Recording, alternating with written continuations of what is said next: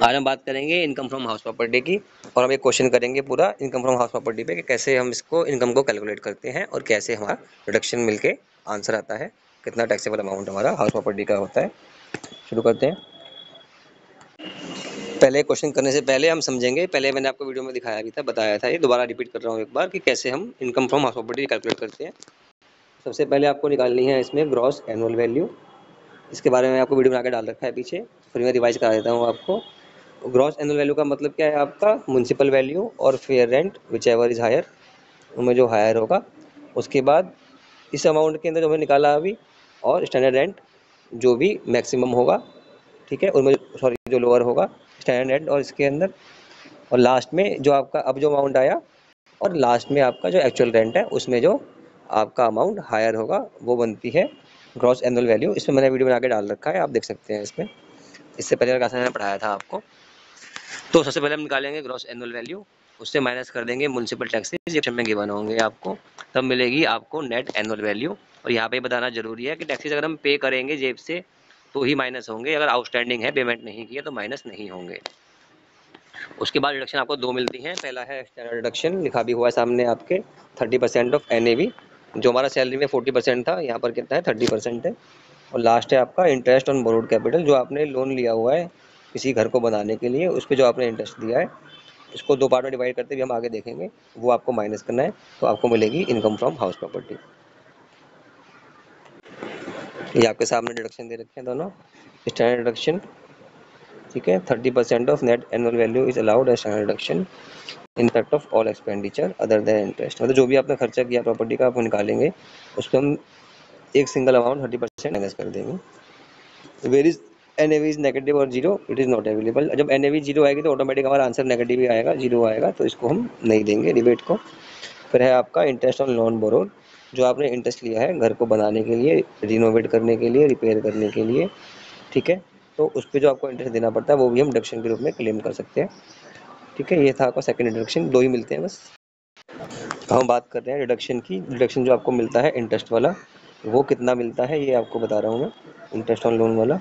इसके दो हम पार्ट कर देते हैं, एक प्री कंस्ट्रक्शन और एक पोस्ट कंस्ट्रक्शन, यानी कि मकान के बनाने से पहले और मकान के बनने के बाद, हाउस के कंस्ट्रक्शन से पहले और कंस्ट्रक्शन के बाद। तो प्री का मतलब क्या है, कंस्ट्रक्शन से पहले, पोस्ट का मतलब क्या है, कंस्ट्रक्शन के बाद। ठीक है, ये मिलता है आपको।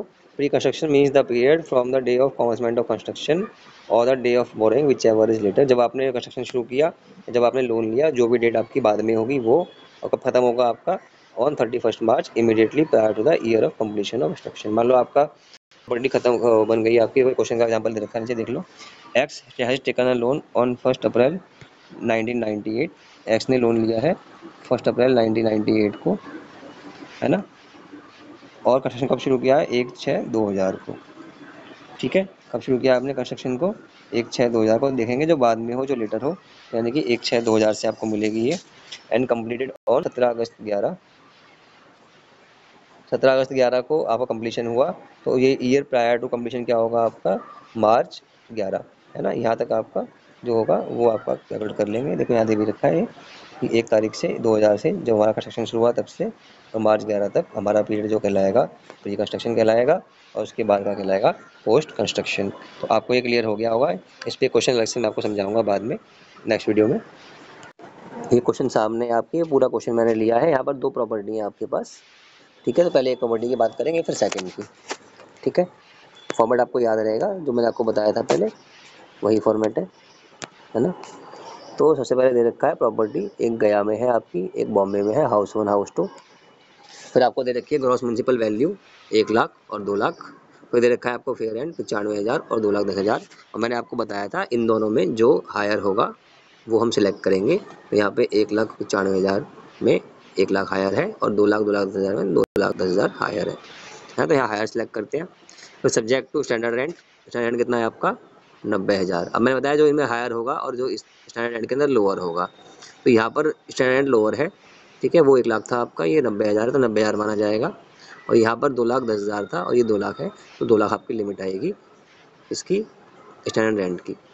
ठीक है, तो हायर ऑफ म्युनिसिपल वैल्यू और fair rent but subject to standard rent. तो यहाँ तक हम पहुँच गए। अब उसके बाद यानी कि यही 90,000 और 2 लाख जो हमारे हैं, इसके ऊपर एक्सीड नहीं कर सकती ग्रॉस म्युनिसिपल वैल्यू, या फिर एक्चुअल रेंट अगर ज़्यादा होगा तो वो ज़्यादा आ जाएगा। तो यहाँ देखिए 90,000 था आपका और एक्चुअल रेंट यहाँ पे कितना है 1 लाख। ये कितना है 90,000 स्टैंडर्ड रेंट और एक्चुअल रेंट कितना है आपका 1 लाख।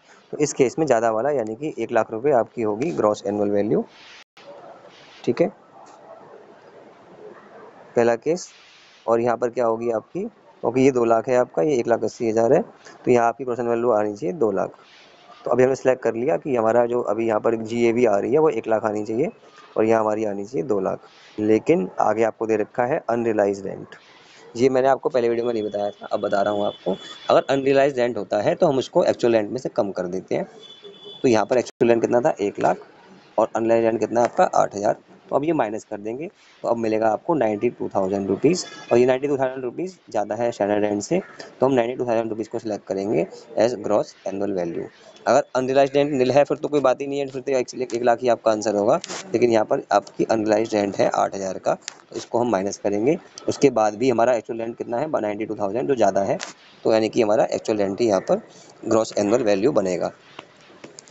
ठीक है, ये हमारे प्रॉपर्टी 1 के अंदर हम आ गए 92,000 जो हमारी ग्रॉस एनुअल वैल्यू है। तो बाकी मैंने आपको पिछली क्लास में अच्छे से बताया था कैसे निकालते हैं GAV, 5 केस बताए थे मैंने आपको।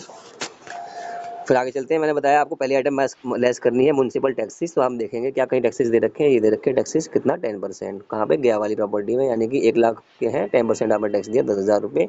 अब नीचे लिखा हुआ है municipal tax of H1 is still unpaid, यानी कि गया वाले हाउस का हमें टैक्स 10,000 जो था हमें दिया ही नहीं। मैंने स्टार्टिंग में वीडियो में बताया था कि जब भी आप टैक्स देंगे तो ही माइनस होगा, नहीं देंगे तो माइनस नहीं होगा। इसलिए यहाँ पर कोई भी डिडक्शन 10,000 का हमें नहीं मिला, पूरा अमाउंट हमारा ज़ीरो हो गया। कोई हमें रिबेट नहीं देंगे, कोई डिडक्शन नहीं देंगे क्योंकि पेमेंट नहीं की है। फिर हमें मिलेगी एनुअल वैल्यू जो कि सेम हो गई 92,000 रुपीज़। अब हमें इससे दो चीज़ें माइनस करनी है। पहला है आपका स्टैंडर्ड डिडक्शन जो 30% ऑफ NAV होता है, जो मैंने बताया, तो इसका 30% निकाला हमने 27,600 रुपये। ये है आपका NAV का 30%।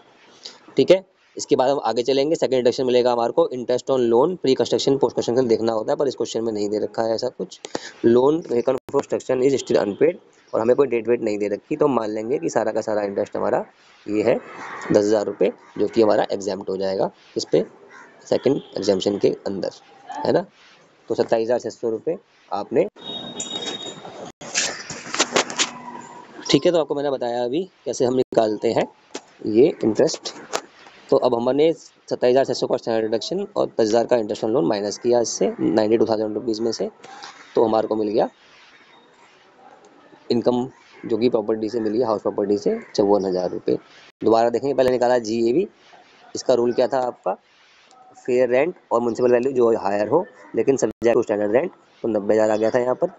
फिर हमारा था कि स्टैंडर्ड रेंट और actual rent whichever is higher. तो एक्चुअल रेंट आपका 1 लाख था, 8,000 लेकिन रेट था, तो एक्चुअल रेंट कितना हो गया आपका 92,000। अभी भी ये हायर है तो यहाँ सेलेक्ट किया 92,000 रुपीज़। 10,000 रुपये का आपको टैक्स देना था, कौन सा, म्युनिसिपल टैक्स, लेकिन आपने पेमेंट नहीं की, अनपेड है। अनपेड होगा तो डिस्काउंट नहीं मिलेगा, तो नहीं मिला। तो ये मिल गई आपकी नेट एनुअल वैल्यू। इससे दो चीज़ें माइनस करते हैं। पहला है आपका स्टैंडर्ड डिडक्शन 30%, 27,600 आ गया। दूसरी चीज़ माइनस करते हैं इंटरेस्ट ऑन लोन, वो कितना आ गया 10,000 जो दे रखा है। कोई यहाँ पर प्री और पोस्ट कंस्ट्रक्शन का नहीं इशू है, तो डायरेक्ट अमाउंट हमने माइनस कर दिया। ठीक है, तो अब ये सब माइनस करके क्या मिला हमें 54,400 जो है प्रॉपर्टी 1 की इनकम फ्रॉम हाउस प्रॉपर्टी। ठीक है, तो हम जा रहे हैं सेकंड पार्ट पे। मैं आपको पहले बता चुका था कि इसकी वैल्यू कैसे निकालते हैं GAV, लेकिन फिर से एक बार दोबारा से आपको रिपीट करने के लिए, याद कराने के लिए मैं बता देता हूँ कि पहले higher of gross municipal value 2 lakh और fair rent whichever is higher, यहाँ पर कितना हो गया आपका 2,10,000 रुपये। ये हायर है लेकिन सब्जेक्ट टू स्टैंडर्ड रेंट, यानी इसको एक्सीड नहीं कर सकती, तो ये है 2 लाख। तो इसलिए आपकी जो आ रही है वैल्यू GAV वो 2 लाख से ऊपर नहीं होगी। और लास्ट कंडीशन स्टैंडर्ड रेंट और एक्चुअल रेंट रिसीवेबल, इनमें से भी जो हायर होगा, तो यहाँ पर 2 लाख रुपए जो कि आपकी कंडीशन है। हायर कौन सा है 2 लाख रुपए, है ना। तो ये आपका हायर है, ये 2 लाख रुपए लिया। एक्चुअल रेंट आपका 180 था, 2 अनरिलाइज था, तो 178 आता, है ना। जो आपका एक्चुअल रेंट रिसीवेबल आता वो आता 1,78,000, और स्टैंडर्ड रेंट आपका 2 लाख रुपये है। जब ज़्यादा है तो ज़्यादा वाला लेते हैं, तो हमें 2 लाख रुपये यहाँ पर ले लिया। ये हमारी है GAV, और आप इसके लिए पहला वीडियो देख सकते हैं मेरा, GAV कैसे निकालते हैं। तो 2 लाख रुपये में निकाल दिया। अब टैक्सेस पेड किए, हाँ किए, कितने किए 1,000 रुपये पेड किए, लेकिन यहाँ लिखा है half of which is paid by tenant. अगर आपके जो टैक्सेस हैं वो अगर टेनेंट देता है, यानी आपने बोर नहीं किए, तो आपको वो उसका बेनिफिट नहीं मिलेगा। तो 1,000 रुपये का आपने आधा पे अमाउंट पेमेंट किया, यानी कि 500 रुपये पेमेंट किया आपने, तो वो 500 रुपये मैंने माइनस कर दिए यहाँ पर। ठीक है, तो ये आपकी आ गई नेट एनुअल वैल्यू 1,99,500। ठीक है, अब फिर से वही कि आपको दो मिलेंगे डिस्काउंट। पहला मिलेगा आपको रिडक्शन, स्टैंडर्ड रिडक्शन जो है 30%, यानी कि इसका 30% 60,000 के आसपास आएगा, तो ये आ रहा है 59,850। ठीक है, और सेकंड मिलता है इंटरेस्ट, लेकिन इंटरेस्ट का यहाँ पे अमाउंट नील दे रखा है। जरूरी नहीं कि आपने लोन से बनाया हो, आपने खुद के पैसे से बनाया होगा, तो वहाँ पर आपको इंटरेस्ट का बेनिफिट नहीं मिल पाएगा। तो यहाँ पर कोई इंटरेस्ट का बेनिफिट नहीं मिला आपको, तो नील हो गया। तो आपने एनएवी में से एचडी माइनस कर दिया, तो आपको मिल गई income from house property second property की। ठीक है, पहली प्रॉपर्टी की इनकम कितनी थी 54,400, और दूसरी प्रॉपर्टी की इनकम कितनी है आपकी 1,39,650। तो इस तरीके से हमने दोनों की वैल्यू निकाल ली, है ना, 1,94,50। तो ये हमने क्वेश्चन कर लिए। देखा जाए तो हमारे दो क्वेश्चन हो गए इसके अंदर। ठीक है, इनकम फ्रॉम हाउस प्रॉपर्टी के कैसे क्वेश्चन एग्जाम में निकालते हैं। क्वेश्चन एग्जाम में ऐसा ही आता है, बहुत टिपिकल नहीं आता। हाँ, एक क्वेश्चन प्री कंस्ट्रक्शन का, पोस्ट कंस्ट्रक्शन का मैं आपको दोबारा कराऊंगा अगले वीडियो में। ये पहला सिंपल क्वेश्चन, बेसिक क्वेश्चन, ताकि आपको समझ में आ जाए। ठीक है, लास्ट टाइम मैं रिपीट दोबारा करता हूँ, जो सेकंड पार्ट था एक बार दोबारा देख लेते हैं। सेकंड पार्ट, जीएबी निकालेंगे 2 लाख, जो आपका जीएमवी है ग्रॉस म्युनिसिपल वैल्यू, और फेयर रेंट 2,10,000 है, तो जो हायर है यानी 2,10,000, लेकिन सब्जेक्ट टू स्टैंडर्ड रेंट वो कितना है आपका 2 लाख ही लेंगे। अब आखिरी कंडीशन क्या आती है, स्टैंडर्ड रेंट और actual rent receivable whichever is higher, है ना। तो अब इसमें क्या है, 1,80,000 ये मिले, 2,000 आपको नहीं मिले, यानी 178,000 का आपको एक्चुअल रेंट मिला, लेकिन ये अमाउंट कम है और स्टैंडर्ड का अमाउंट ज़्यादा है, तो हायर ऑफ द टू लेते हैं। तो 2,00,000 रुपये हमने यहाँ पर ले लिया। उसके बाद पहला क्या मिलता है हमें, इसका डिडक्शन मिलता है पहला हमारे को म्यूनसिपल टैक्सेस का। अगर आपने अपनी पॉकेट से दिए हैं तो वो माइनस होंगे, उसके अलावा कुछ अमाउंट माइनस नहीं होगा। तो यहाँ 1,000 रुपये थे, हमने पॉकेट से 500 रुपये दिए थे, 500 रुपये टीनेंट ने दिए थे, तो वो हमें बेनिफिट नहीं मिलेगा टीनेंट वाला, खाली हमारे 500 रुपये माइनस होंगे। तो बचे आपके पास 1,99,500। इससे आपको दो डिडक्शन मिलते हैं। नंबर 1 स्टैंडर्ड डिडक्शन जो 30% होता है, वो आया 59,850। उसके बाद आपको मिलता है इंटरेस्ट पर डिडक्शन, लेकिन यहाँ पर हमने कोई लोन वोन नहीं लिया हुआ सेकंड पार्ट में, पहले में लिया हुआ था, सेकंड पार्ट में नहीं लिया, तो यहाँ पे कोई डिडक्शन नहीं मिला। तो आपको मिला जो डिडक्शन वो था 59,850 का, माइनस कर दिया। तो इस प्रॉपर्टी की इनकम फ्रॉम हाउस प्रॉपर्टी कितनी आई है, 1,39,650। ठीक है, तो ये क्वेश्चन खत्म हुआ आपका इनकम फ्रॉम हाउस प्रॉपर्टी का। दोनों का हमने सीख लिया, एनवा कैसे निकाला, S2 का कैसे निकाला। अब आगे देखेंगे नेक्स्ट क्लासेस के अंदर कि और इसमें क्या क्या पॉसिबिलिटी बन सकती है, और टैक्स हम कैसे इस पर कैलकुलेट करेंगे।